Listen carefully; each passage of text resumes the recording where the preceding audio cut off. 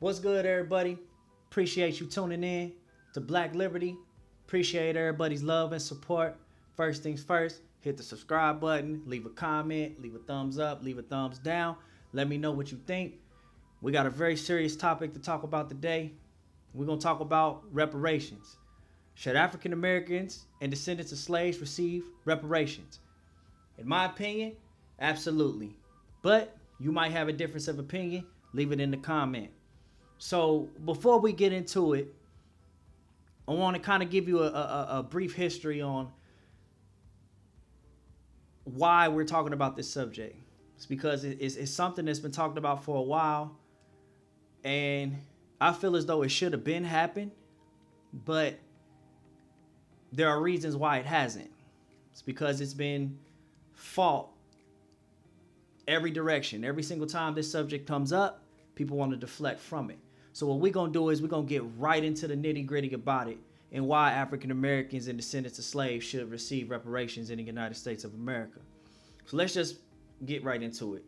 So January 31st, 1865, Congress passed what we know as the 13th Amendment.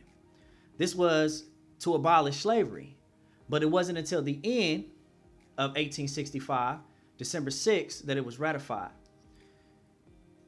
This simply stated that neither slave nor involuntary servitude, except as punishment for crimes. I want y'all to pay attention to that. Except as punishment for crimes, where the party shall have been duly convicted, shall exist in the United States or any place subject to its jurisdiction. These are the same people that created the laws and the system that we live by today. That's a whole nother subject, though. So by the time this 13th Amendment was ratified, 4 million slaves were freed. But were they? So what we claim as 4 million slaves being freed, this is what they did. They created what is called the Black Codes. And many states created these black codes because they did not want to free their slaves, because the free labor force of slaves was their moneymaker. That's how the slave owners of that time stayed rich. That's how they stayed in power. It was the belittlement of slaves. It was the force of free labor of African Americans. They're men, women, and children. So one of the black codes were many states require blacks to sign yearly labor contracts. And if you refuse to sign these yearly labor contracts, you could be arrested, fined, or forced back into unpaid labor, which was be forced back into slavery. So basically, it was slavery by a different name. They just figured out another way to re-enslave African Americans. So you fast forward a little bit, you go to the Jim Crow laws. The Jim Crow laws were basically black code laws. They just changed the name of it.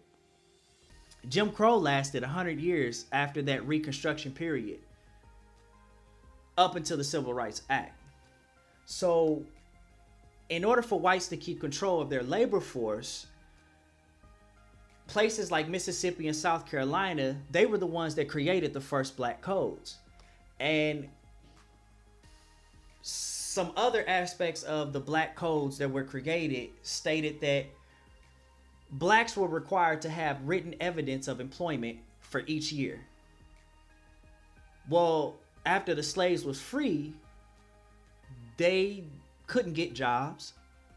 They didn't have, major skills. They were slaves. All they knew were sharecroppers and farming. Sharecropping and farming. That's it. So from there, if they left before their contract was over, they had to give up all their wages or be arrested. So going to South Carolina kept blacks from actually holding other occupations outside of farming or sharecropping. And they also had to pay an annual tax of $10 to $100. So already you can see where this is going. So another black code that was created, more southern states, blacks weren't even allowed to testify against white people. They were only allowed to testify against their own people. So here is another system that has been created, another law that has been created that says it doesn't matter what white people do to you, you're not allowed to testify against them. But if somebody of your own race does something to you, you're allowed to go to court and you're allowed to testify against them and basically be the reason why your own people end up back in slavery. So then we get down to what's called vagrancy laws. And this is a whole nother aspect, but just a few examples. We get into vagrancy laws. It was a crime to be poor. It was a crime to be idle. It was a crime to be drunk. It was a crime to be lewd, or here's this word, suspicious. When you look at today, what happens when a lot of people of color are pulled over by police, the first thing they want to tell you is you look suspicious. This is a law that was created back in the Jim Crow era before. So think about it. We're still dealing with the same issues today and living under the same system and the same set of laws that were created for slaves after they were so-called free. Think about it. So there was also a law that included what we know as loitering. Loitering stated that wandering around without any lawful purpose, which is what most former slaves, not most, but pretty much all former slaves did. Because after they were freed, they had no place to go. So they would roam around the woods. They would roam around these towns. They didn't have homes. A lot of them didn't know how to read and write. So they had no choice but to wander around. So then by the end of 1862, the Union was losing.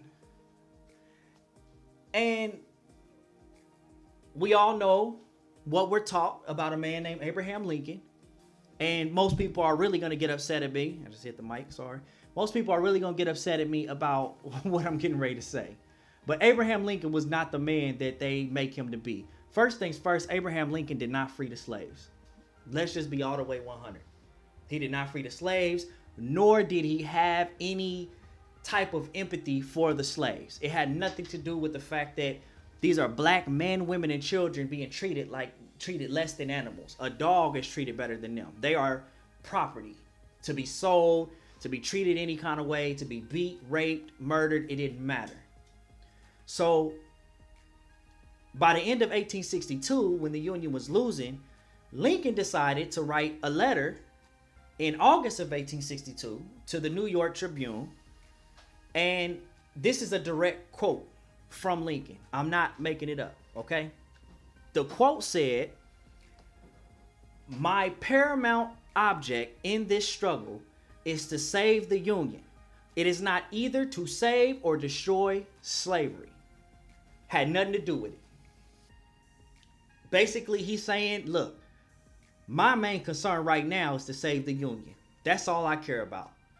I don't care about nothing else. I don't care about destroying slavery. I don't care about saving slavery. I don't care about none of that. I want to save the Union.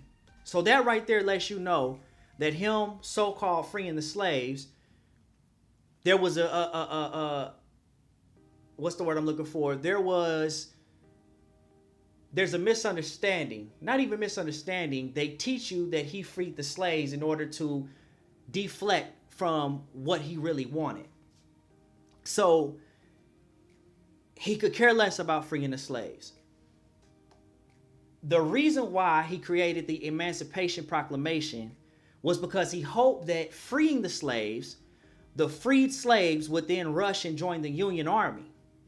Had nothing to do with the fact that these were humans that have been treated like this for hundreds of years in this country, which is sad. So Abraham Lincoln used slavery as a bargaining chip. Basically said this: if the southern states didn't stop the rebellions, he'll free the slaves And by doing so, that would destroy the South's financial security, because the South made their economic power and created their economic growth based off free labor of slaves. So in April 16th, 1862, he signed the Emancipation, signed a bill emancipating enslaved people in Washington. But here's the thing. So y'all don't want to give slaves reparations, but after he signed the 1862 bill, the Emancipation Proclamation, slave owners in the District of Columbia created what's called the District of Columbia Emancipation Act. Listen to this. They paid those loyal to the Union up to $300 for every slave they had to free. So slaves never received their reparations, but the slave owners received theirs. Come on now. You tell me, does this make sense? You tell me, am I on point or not? Does that sound right to you? But then it's an argument, it's a problem when we bring up our people want reparations. Because not only did they create these black code laws and these vagrancy laws and loitering laws, but they also created redlining districts. They created ghettos where they could swarm people, former slaves. They could swarm them into the dirtiest and the nasty parts of the country. And then you have generation after generation after generation still living 400 plus years now in these same ghettos. But then you get upset and you get mad and tell us to get over it. But you look at all the other events that have happened around the world and people that have been given reparations. So there's what's called the Sherman Field Order number 15. And what this field order said, that after slavery, the government took 400,000 acres of land and they divided it into 40-acre plots. Now, you've heard of the 40 acres and a mule. Now, the mule part wasn't a part of the 40 acres until further down the line in history. But the original was 40 acres. And that's 400,000 acres of coastal land divided into 40-acre plots. So this was called the Freedmen's Settlement. Former slave owners were not allowed to apply for this land. And the order stipulated that no white person, unless military officers or soldiers, there for duty, were permitted to live there. So after Abraham Lincoln's assassination, his successor, now I want you to listen to this seriously. So what I can honestly say is that there have been moments and there have been times in America where people have tried to do the right things when it comes to African Americans. That's why I always let people know off back that this isn't, the podcast is called Black Liberty, because that's our focus, is coming to terms and coming to the acknowledgement of Black history and what we've brought to the table. But after Abraham Lincoln's assassination, Andrew Johnson, his successor, rescinded that order, took all 400,000 acres of land, gave it back to white settlers, former slave owners. So you can't sit here and say that we're not owed reparations. Look at what he did. He took it back. They didn't want to give it to us in the first place. But in order to win the war, Abraham Lincoln freed the slaves.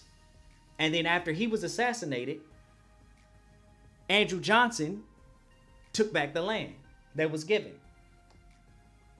So when we talk about should African American descendants of slaves receive reparations, it's such a touchy subject.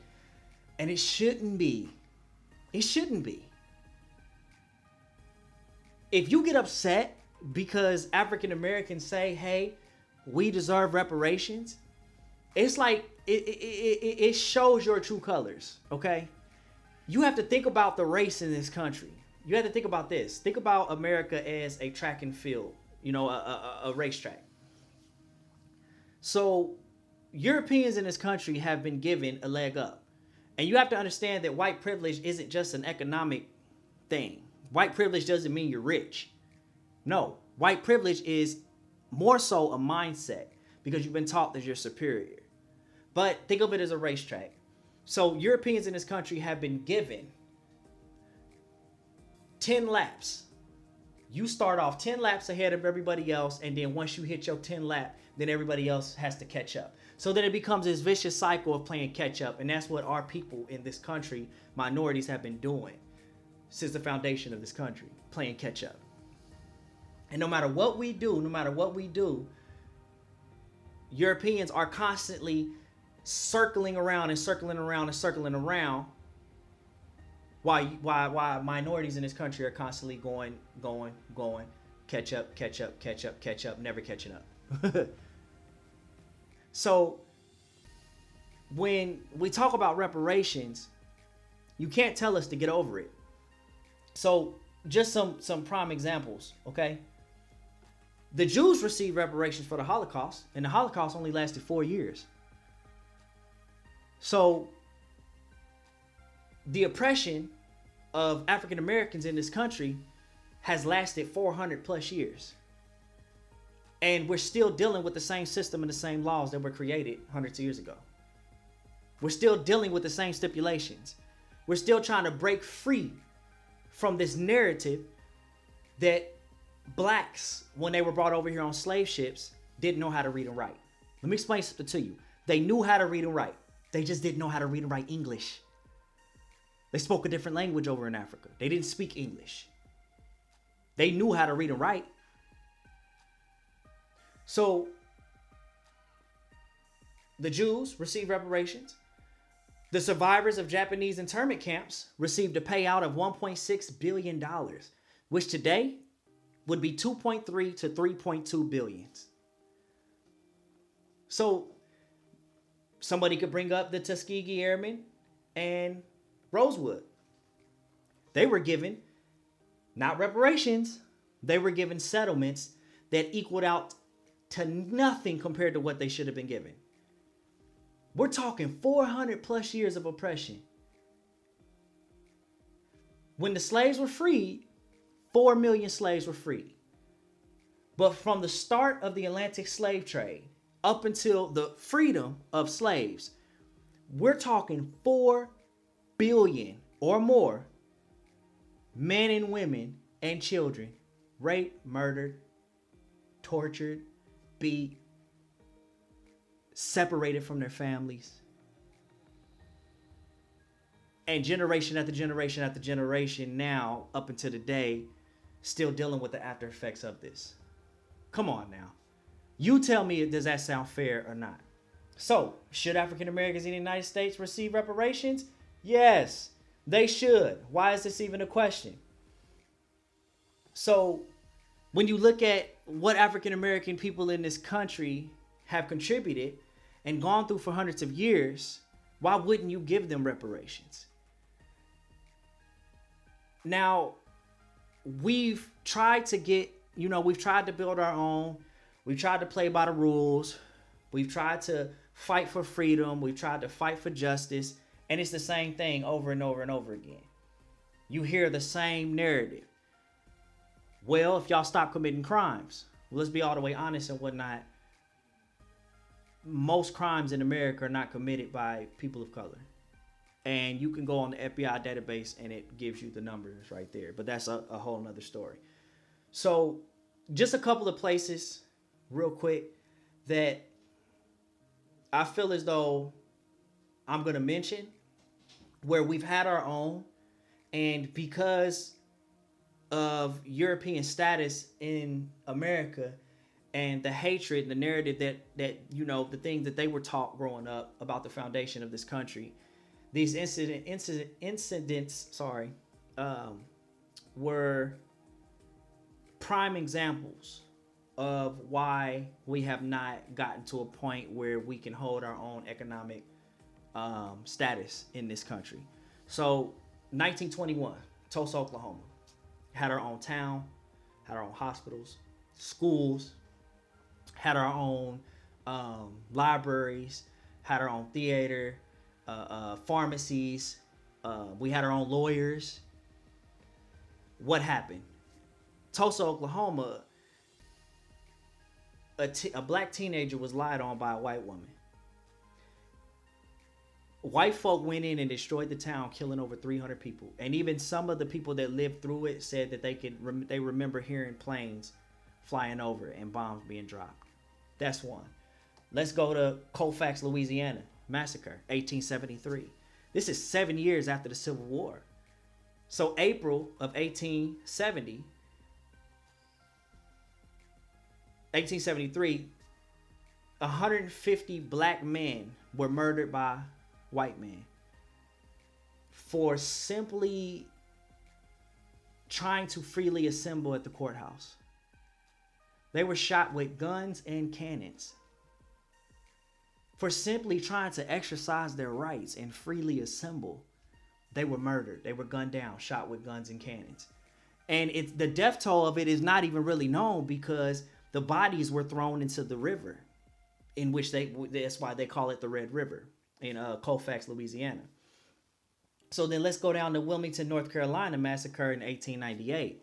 Thriving black area, had their own elected officials. They weren't bothering nobody. White folk hated the fact that they were a thriving town, and they began to use the media to create ads that basically pushed the narrative that their white women had to be protected by black men. So when the black editors in that town pushed another narrative in response to what they were saying in the media, they got mad about it and they ransacked this town. And because they could not stop the economic growth, no matter what they did, they couldn't stop the economic growth of the people. They went in and they murdered 60 to 300 people. After they did that, they even pushed the mayor out. After they did that, they tried to erase it from history. Let me tell you about one thing about us. You'll never erase our history. No matter what you do and no matter what you try, you'll never get rid of us. Period. You'll never get rid of our history. It's embedded inside us to be able to pass down generation after generation our history. And you could try and erase it all you want, but eventually we figure out who we are. So continuing on, you go down to just a couple more. The Atlanta Massacre, Elaine, Arkansas Massacre, Rosewood Massacre. So do descendants of slaves deserve reparations? Absolutely. And you can try and argue that they don't all you want. They do. So with that being said, I appreciate you lending me your ear.